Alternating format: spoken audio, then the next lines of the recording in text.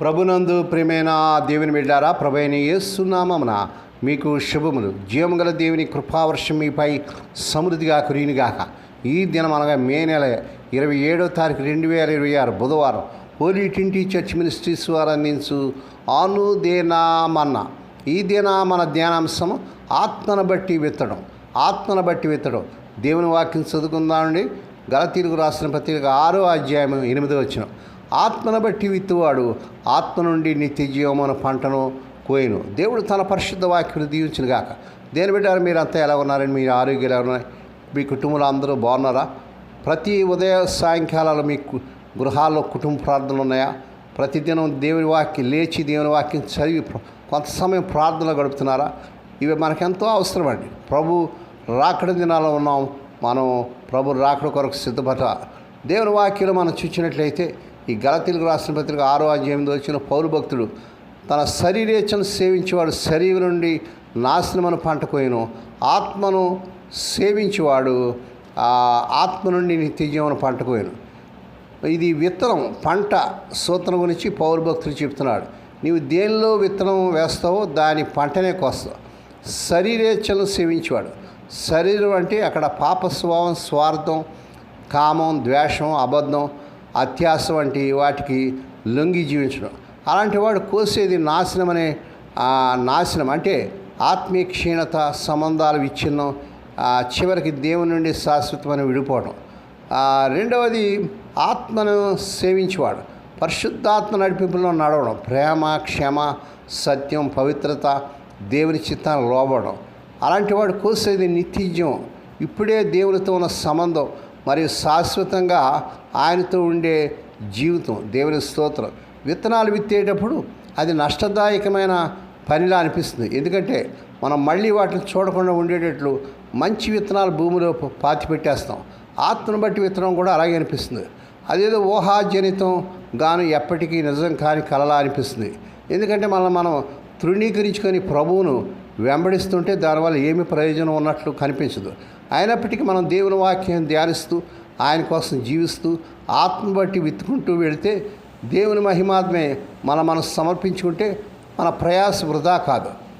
ప్రతిఫలంగా మనకు జీవం, సమృద్ధి, జీవం, నిత్య జీవం అనుగ్రహించబడతాయి. దేవుని స్తోత్రం. ఈ యొక్క గలతీయులకు రాసిన పత్రిక 6వ అధ్యాయం 7వ వచనంలో మనం చూసినట్లయితే మనుషుడు ఏమి ఇత్తునో అదే పంట కోయనంటాడు. దేవుణ్ణి మోసం చేయను. నీ రోజువారీ ఎంపికలు నీవేమి చూస్తావు, వింటావు, ఆలోచిస్తావు, చేస్తావు అనే అవే విత్తనాలు. అవి నీ భవిష్యత్తును నిర్ణయిస్తాయి. ఇది బెదిరింపు కాదు, హెచ్చరిక ప్లస్ ఆహ్వానం.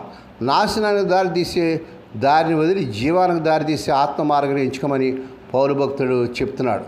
శరీర విత్తనాలు ఎక్కువ సమయం సోషల్ మీడియా, అసూయ, కోపం, అబద్ధం, చెడు అలవాట్లలో గడపడం. ఆత్మ విత్తనాలు వాక్యం ధ్యానించడం, ప్రార్థన, క్షమ, సేవ, సత్యం మాట్లాడటం. దేవుని బిడ్డ, ఈరోజు నువ్వు ఏ విత్తనం వేస్తున్నావు? దేవుని గురించిన జ్ఞానంలోను, దేవుని సహవాసంలోను, దేవుని ఆనందంలోనూ మనం ప్రవేశించే కొద్దీ ఆయన ఇచ్చే నిత్య జీవితాన్ని ఈ లోకంలోనే అనుభవించగలుగుతాం. ఆ నిత్య జీవితం అనేది అంతకంతకు లోతుగాను మరింత వెడల్పుగాను మారే నదిలా ప్రవహిస్తూ ఉంటుంది. చివరికి అది మనల్ని అంతులేని ఆనందం అనే సముద్రంలో చేరుస్తుంది. అక్కడ దేవుని జీవనం అంతకాలం మన సొంతం అవుతుంది. మనం ఈరోజు శరీరం బట్టి విత్తకుండా జాగ్రత్త పడదాం. అంటే శరీరాశలు చెప్పిన బ్రతకుండా జాగ్రత్త పడదాం. ఈ జాగ్రత్త తీసుకోకపోతే చివరికి మనం దుర్నీతి అనే పంటను కోయవలసి వస్తుంది. అయితే మన శరీరం ఎప్పుడు దురాశల వైపే మొగ్గుతూ ఉంటుంది.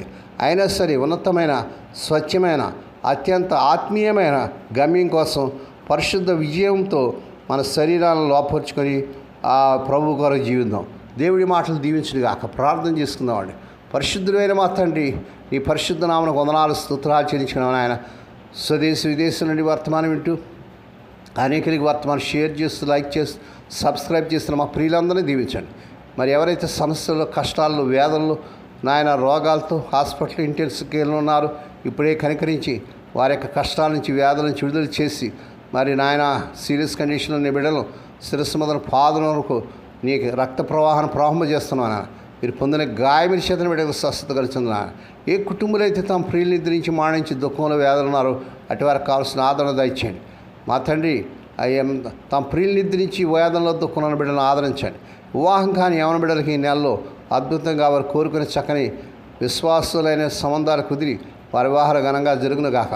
స్వదేశ విదేశాలు ఉద్యోగాలు లేక వీసాల కోసం ఎదురు చూస్తూ నాయన మరి పడిగాపులు పడుతున్న బిడ్డల పట్ల కార్యం చేసి వారి అర్హత మించిన ఉద్యోగాలు వచ్చి వీసాలు యేసునామములో వచ్చినగాక. మా దేశాన్ని మా దేశ ప్రజలను ప్రపంచ దేశాలను దీవించి రక్షించుకోండి. ఈ దినమంతట్లో నీ బిడ్డల చుట్టూ మీరు రక్తకం చేసి ప్రతి విధమైన కీడు నుంచి దుష్టి నుంచి ప్రమాదం తప్పించి క్షేమకరమైన ప్రయాణాలు దయచేయమని సమస్త మహిమాఘనత మీకు హెచ్చరించుకుంటూ స్తుతిస్తూ కొనియాడుతూ యేసే పరిశుద్ధ నామన స్తుతించి ఘనపరిచి వేడుకొని ప్రార్థిస్తున్నాం తండ్రి, ఆమేన్. మన ప్రభు అయిన యేసుక్రీస్తు వారి కృప, తండ్రి అయిన దేవుని ప్రేమ, పరిశుద్ధాత్మ దేవుని యొక్క అన్యోన్య సహవాసం సదాకాలం మీకు తోడేండి నడిపించి బలపరచునుగాక. ఆమేన్.